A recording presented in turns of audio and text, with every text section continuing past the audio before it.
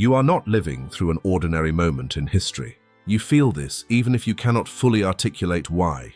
Something in the texture of this particular era, the quality of the questioning that is surfacing across every domain of culture, the specific character of the spiritual seeking that cannot find satisfaction in any of the frameworks that were designed to contain it, the strange, persistent sense that something enormous is moving beneath the surface of ordinary events.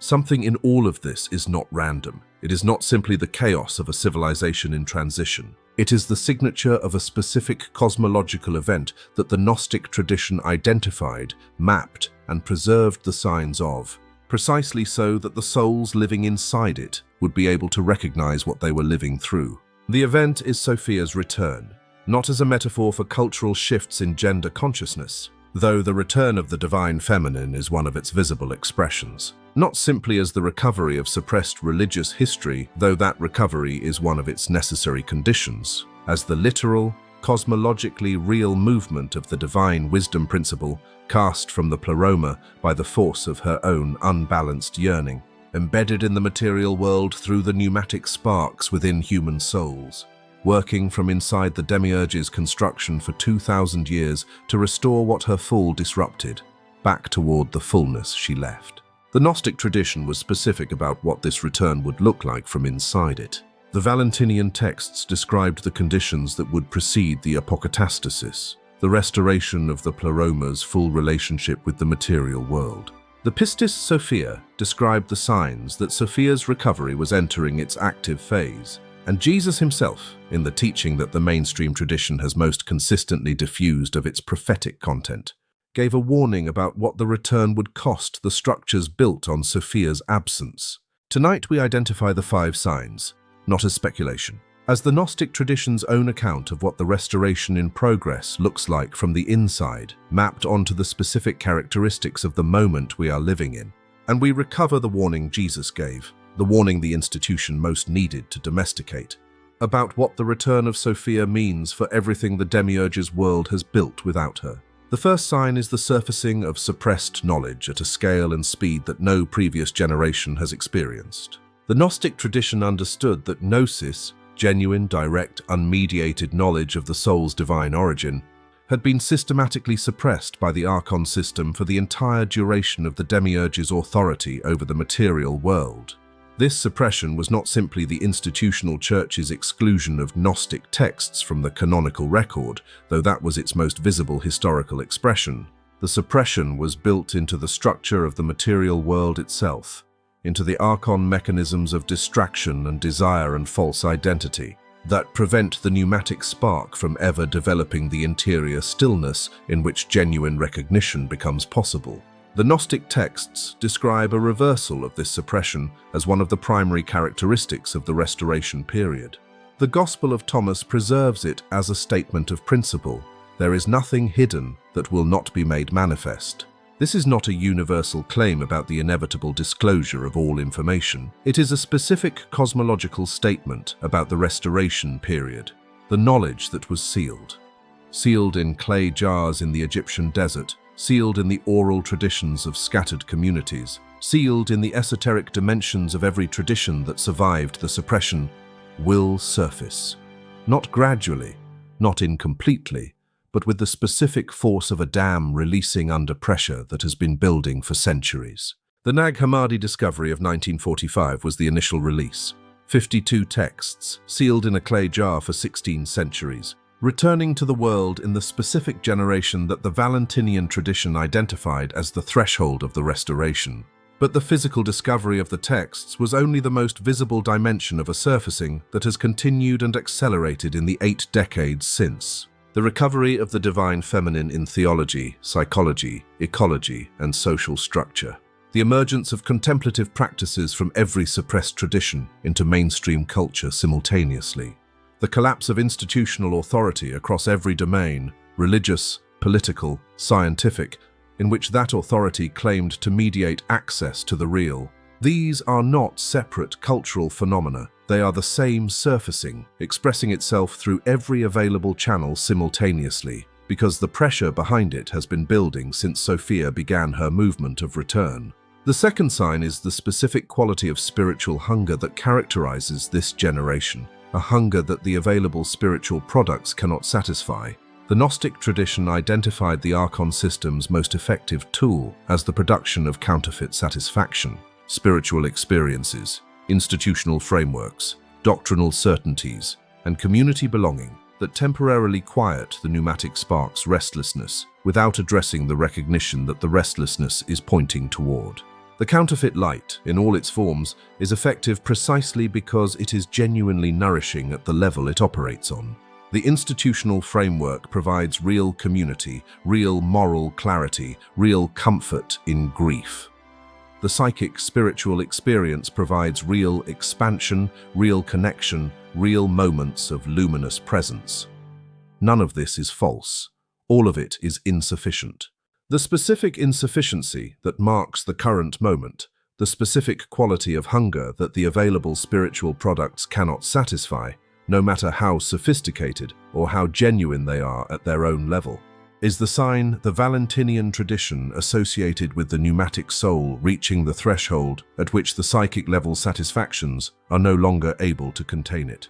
A generation in which large numbers of pneumatic souls are simultaneously reaching this threshold is a generation in which Sophia's movement of return has achieved a specific critical mass, enough accumulated gnosis within enough pneumatic souls to produce a collective restlessness that is experienced culturally as the death of institutional religion and the desperate seeking for something that has not yet been named. What has not yet been named is gnosis, the direct, unmediated, interior recognition of the pneumatic spark that no institution can provide, no psychic spiritual experience can substitute for, and no cultural framework can contain. The hunger of this generation is the hunger that the Gnostic tradition spent its entire existence trying to feed, and the hunger is intensity, the specific quality of the seeking that will not stop at comfortable answers is the sign that Sophia's recovery is reaching the phase in which the pneumatic souls she embedded in the material world are finally, collectively, developing the interior urgency that genuine gnosis requires. The third sign is the collapse of the structures built on Sophia's absence. The Gnostic tradition understood that the material world's structures, its institutions of religious authority, its frameworks of political power, its cosmological assumptions about the relationship between the divine and the human, were built on a foundational absence, the absence of genuine wisdom, not the absence of intelligence, not the absence of technical sophistication, not the absence of organizational capacity, the absence of the specific quality of knowing that the Sophia principle embodies, the receptive intelligence that knows through relationship, through the recognition of the sacred within the material, through the wisdom of the body and the earth, and the bonds between living beings that the masculine logos principle, logos without Sophia, consistently undervalues and eventually destroys. A world built without Sophia is a world that is, at its foundation, incomplete, and incomplete structures, no matter how impressive their superstructure, eventually reveal their foundational incompleteness through collapse.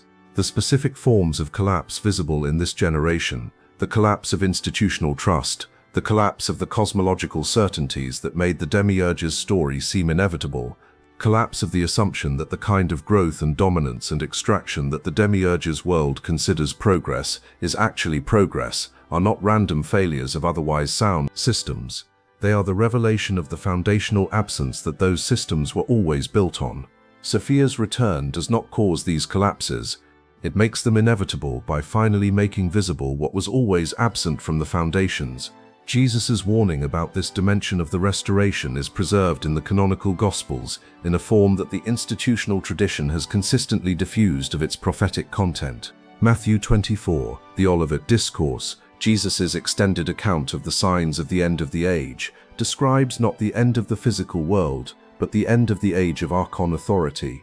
The signs he identifies, wars and rumors of wars, the collapse of every structure that has claimed permanent authority, the specific suffering of those who are unprepared for what the change requires, are not apocalyptic predictions about distant future events.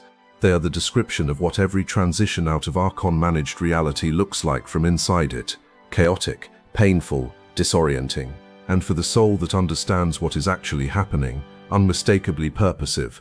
The structures are falling because the restoration requires them to fall. Sophia's return cannot be completed while the architecture of her absence is still standing. The fourth sign is the simultaneous emergence in multiple unconnected contexts of the specific recognition that the divine is interior, not the general interest in spirituality that every era of cultural transition produces. The specific recognition across psychology, quantum physics, neuroscience, contemplative traditions, and the spontaneous inner experience of individuals with no institutional connection to any of these fields, that the consciousness doing the perceiving is not separable from the reality it perceives, that the observer is not outside the observed, that the divine, whatever it is not elsewhere than where the recognition of it occurs. This recognition, appearing simultaneously in Bohr's quantum complementarity, in Jung's collective unconscious, in the neuroscience of consciousness that is finding the hard problem of subjective experience, genuinely intractable from within the materialist framework, then the contemplative traditions of every culture simultaneously recovering their most interior practices, is not the convergence of separate disciplines on a shared conclusion, it is the pneumatic spark surfacing through every available channel simultaneously, because the accumulated pressure of its recognition has reached the threshold at which it can no longer be contained within any single framework. The divine is within you, entos humanestin, 5 words, surfacing now, through every channel available, because the moment for their reception has finally arrived. The fifth sign is the one that the Gnostic tradition identified as the most precise indicator of the restoration's active phase, the return of genuine teachers.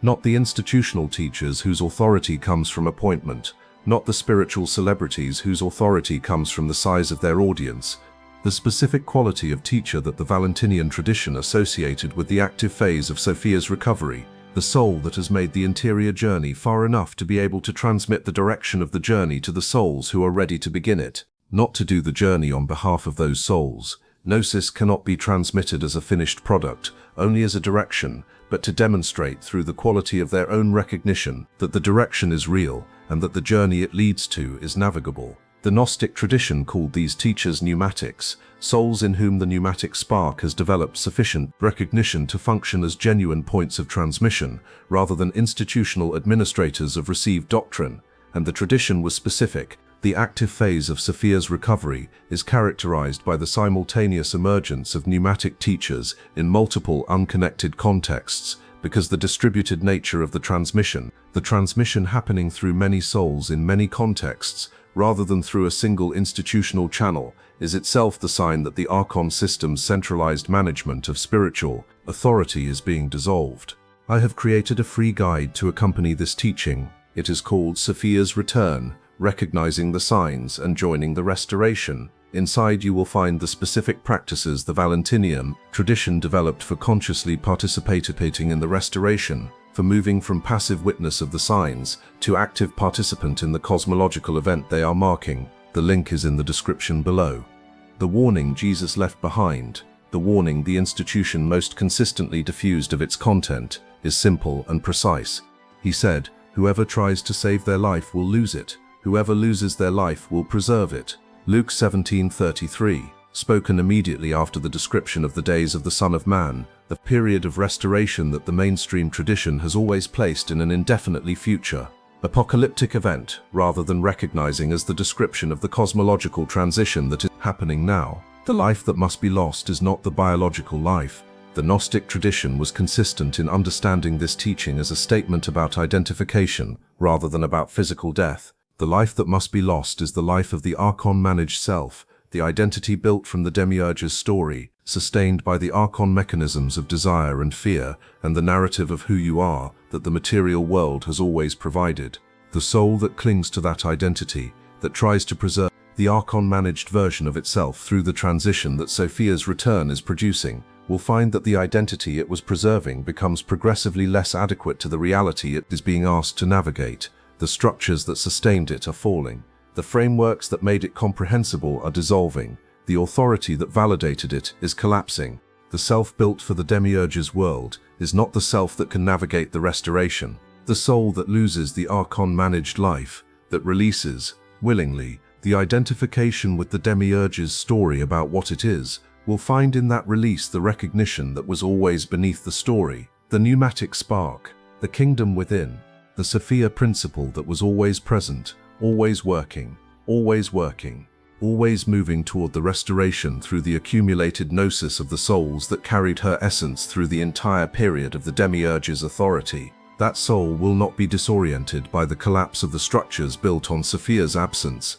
It will recognize the collapse as the sign the tradition said it would be, not the end of everything that matters, but the beginning of the recovery of the one thing that has always mattered most. Sophia is returning. The signs are present. The warning is given. The 5 signs are visible.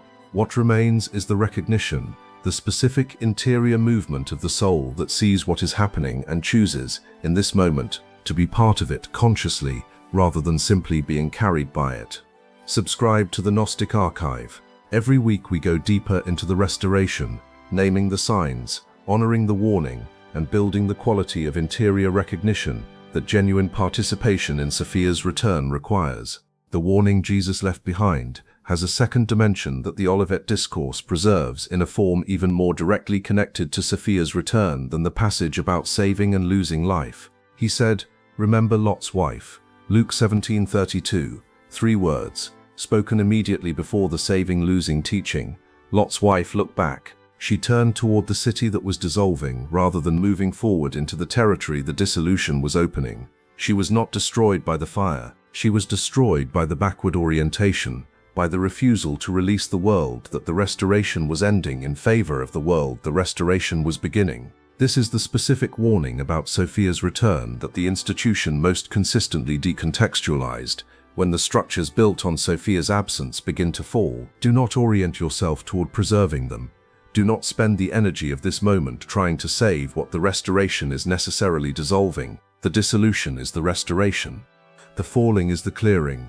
The collapse of the demiurge's architecture is the beginning of Sophia's. Look forward. Move into the territory the clearing opens.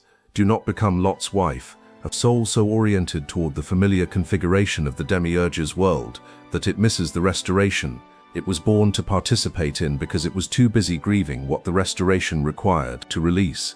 The 5 signs together constitute a coherent picture of a single cosmological event in active progress. The surfacing of suppressed knowledge, Nag Hammadi, the recovery of the divine feminine, the dissolution of the epistemic frameworks that made the demiurge's story seem inevitable, the specific quality of spiritual hunger that no available product can satisfy, the hunger of pneumatic souls at the threshold of genuine gnosis, seeking what is not yet named in the available frameworks, the collapse of the structures built on Sophia's absence, institutional religion, political frameworks, the cosmological assumptions of materialist science, all simultaneously revealing their foundational incompleteness, the simultaneous emergence of the recognition that the divine is interior across psychology, quantum physics, contemplative traditions, and the spontaneous experience of individuals with no institutional connection to any of these fields, and the emergence of genuine teachers in multiple unconnected contexts,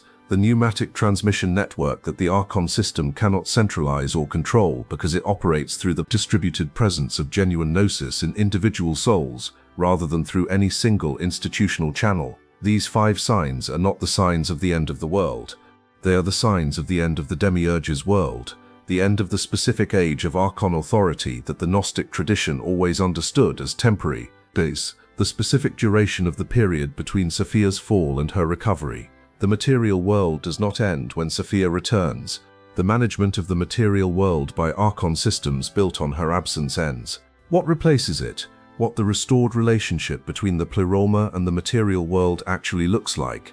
The tradition was appropriately humble about describing in detail. It said only that it is characterized by the quality that the pleroma itself is characterized by.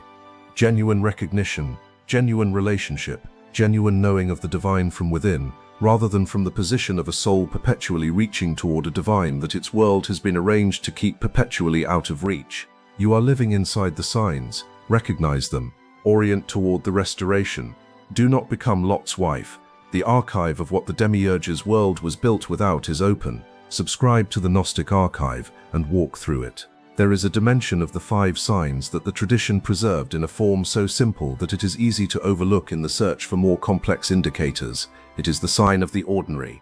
The Valentinian tradition described the restoration as something that does not primarily announce itself through spectacular events, through visible miracles, through dramatic supernatural interventions, through the kind of cosmological fireworks that apocalyptic thinking has always expected.